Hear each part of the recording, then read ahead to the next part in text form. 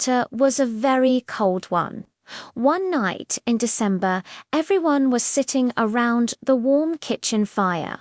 The doctor was reading aloud from books he'd written himself in animal language. Suddenly, the owl Tutu said, "SH, what's that noise outside?" They all listened. A moment later, they heard someone running. The door flew open, and the monkey Chi-Chi dashed in, completely out of breath. "Doctor," he cried, "I've just gotten a message from my cousin in Africa. There's a terrible sickness spreading among the monkeys. They're all catching it and dying by the hundreds. They've heard about you, and they're begging you to come to Africa and stop the sickness." "Who brought the message?" asked the doctor, taking off his spectacles and setting down his book. "To swallow," said Chi-Chi. "She's outside on the rain barrel. Bring her in by the fire," said the doctor. "She must be frozen with the cold. The swallows flew south 6 weeks ago." So the swallow was brought inside. She was huddled and shivering. Although she was a bit scared at first, she soon warmed up and sat on the edge of the mantelpiece to tell her story.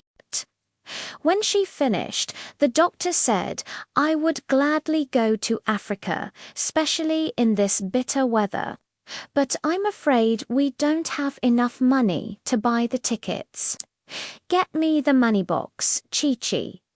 The monkey climbed up and got it from the top shelf of the dresser. It was completely empty, not one single penny inside. "I was sure there was tuppence left," said the doctor. "There was," said the owl, "but you spent it on a rattle for that badger's baby when he was teething." "Did I?" said the doctor. "Oh dear me, what a nuisance money is. Well, never mind. Perhaps if I go down to the seaside, I can borrow a boat to take us to Africa.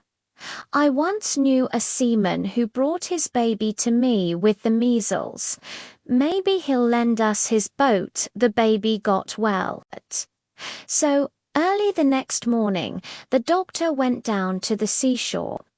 When he returned, he told the animals it was all settled. The sailor was going to lend them his boat.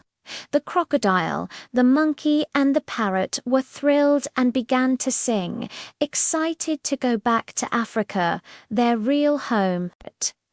"I can only take you 3, the doctor announced, along with Jip the dog, Dab Dab the duck, Gub Gub the pig, and the owl Tutu.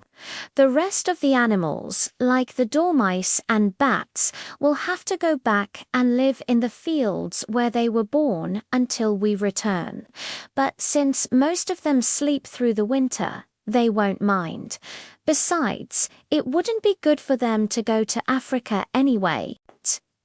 Then the parrot, who had been on long sea voyages before, started telling the doctor everything they would need to take on the ship. "You must have plenty of pilot bread," she said. "Hardtack, they call it. And you must have beef in cans and an anchor." "I expect the ship will have its own anchor," said the doctor. "Well, make sure," insisted Polynesia, "because it's very important. You can't stop if you don't have an anchor. And you'll need a bell." "What's that for?" asked the doctor.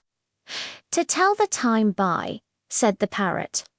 "You ring it every half hour, and then you know what time it is. And bring a whole lot of rope. It always comes in handy on voyages." Then they began to wonder where they were going to get the money to buy all these things. Tobobberet. "Money again," cried the doctor. "Goodness, I'll be glad to get to Africa where we don't need any. I'll go ask the grocer if he will wait for his money until I get back. No, I'll send the sailor to ask him. So the sailor went to see the grocer, and soon he came back with all the things they needed. Then the animals packed up after they turned off the water so the pipes wouldn't freeze and put up the shutters. They closed the house and gave the key to the old horse who lived in the stable. They made sure there was plenty of hay in the loft to last the horse through the winter. Then they carried all their luggage down to the seashore and got onto the boat. The cat's meat man was there to see them off. He brought a large suet pudding as a present for the doctor because he said he'd been told you couldn't get suet puddings in foreign lands. As soon as they were on the ship, Gub-Gub the pig asked where the beds were. It was 4 o'clock in the afternoon and he wanted his nap. So Polynesia took him downstairs into the inside of the ship and showed him the beds, stacked one on top of the other like bookshelves against a wall. "Why, that isn't a bed," cried Gub-Gub. "That's a shelf." "Beds are always like that on ships," said the parrot. "It's not a shelf. Climb up into it and go to sleep. That's what you call a bunk." "I don't think I'll go to bed yet," said Gub-Gub. "I'm too excited. I want to go upstairs again and see them start." "Well, this is your first trip," said Polynesia. "You'll get used to the life after a while." And she went back up the stairs of the ship, humming a little song to herself. "I've seen the Black Sea and the Red Sea. I rounded the Isle of Wight. I discovered the Yellow River and the Orange too by night. Now Greenland drops behind again, and I sail the ocean blue. I'm tired of all these colors, Jane, so I'm coming back to you."